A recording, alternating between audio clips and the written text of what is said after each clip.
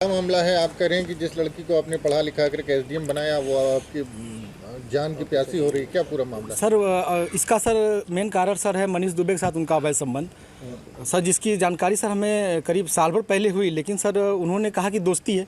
खैर सर हमारी पत्नी सर एसडीएम थी, उस समय इलाहाबाद प्रयागराज में सोराम तहसील में रहीं। तो मैंने कहा सर बड़े पद पे हैं, दोस्ती तो हो ही सकती सर, अधिकारियों से बात साथ बैठना उठना हो। तो मैंने सर उन्होंने मैं ये कह के टाल दिया, तो सर मैंने ध्यान नहीं दिया। सर इसकी भनक सर मुझे उसका ये जो शक था वो विश्वास सर 22 फरवरी को हुआ, जब मनीष दुबे गाजियाबाद से चलकर सर मेरे आवास एलनगंज स्थित सरकारी आवास पे आया और इनके साथ एक साथ कमरे में मैंने इनको देखा अवैध संबंध बनाते हुए।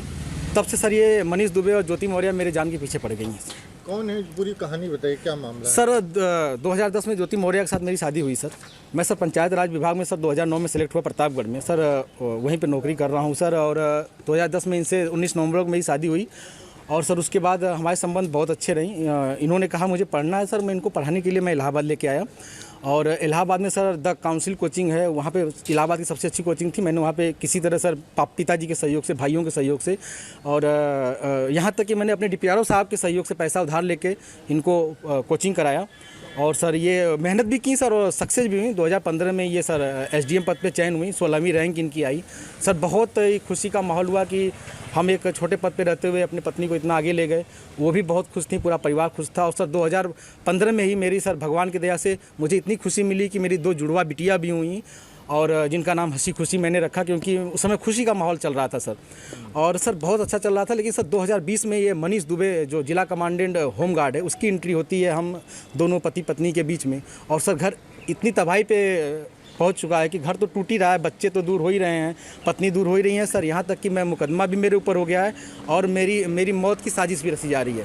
क्या धमकी, आपको कोई धमकी दी उन्होंने? हाँ सर, उन्होंने फ़ोन पे सर अभी 1 हफ्ते पहले फ़ोन पे सर उन्होंने हमारे गांव के किसी लड़के से बात की, तो उसने मुझे कॉन्फ्रेंस किया। तो उन्होंने उस पर कहा कि तो जो तुम काम कर रहे हो, जो ये जांचें करा रहे हो या करा रहे हो, इसके कारण तुम्हारी जल्दी से तुम मर जाओगे। हमने कहा ठीक है आप मरवा दीजिए।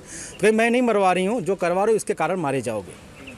हत्या की धमकी दी है? जी सर, हत्या की। और सर उनका भाई सर सचिन मौर्य है सर, वो मेरे घर से सर रखे मेरे काफ़ी जो कुछ पैसे थे, जेवरात थे, वो सर लेके चला गया। मेरे सर उसकी वीडियो बना के भेजा कि मैं लेके जा रहा हूँ, जो करना हो कर लीजिए। और सर मुझे चैटिंग लिख के भेजा है कि आपका व्हाट्सअप सब कुछ गायब कर दूंगा, हैक कर लिया हूँ, जो सेव करना हो सेव कर लीजिए।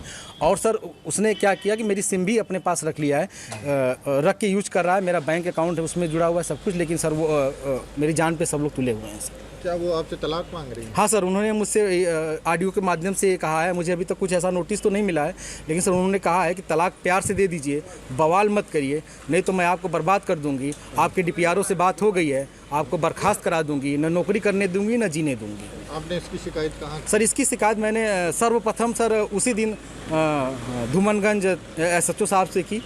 उन्होंने मुझे राजरूपुर पुलिस चौकी भेजा, मैं राजरूपुर पुलिस चौकी पे आवेदन दिया, लेकिन सर कोई सुनवाई नहीं हुई। फिर सर उसके बाद मैंने ये 25 अप्रैल की बात है, फिर मैंने 27 अप्रैल को सर उनको ये रजिस्ट्री के माध्यम से सर उनको भेजा, कमिश्नर साहब को भेजा। डीएम साहब खत्री साहब के यहाँ मैं खुद स्वयं उपस्थित हुआ हूँ, उनसे मैंने बात की कि सर आपके एसडीएम साहब हैं ऐसा कर रही हैं। तो उन्होंने कहा ठीक है मैं कार्रवाई करवाता हूँ। फिर मैं कमिश्नर साहब के यहाँ गया, कमिश्नर साहब को दिया, पुलिस कमिश्नर साहब के यहाँ उपस्थित हुआ, उनको दिया। फिर कहीं सुनवाई नहीं हुई तो सर मैं डीजीपी साहब के पास गया, डीजीपी साहब ने मेरे बात को संज्ञान में लिया, लेकिन फिर भी सर आवेदन ले लिया गया, कोई कार्रवाई नहीं हुई। उसके बाद सर मैं DG home guard BK Maurya sir के पास गया।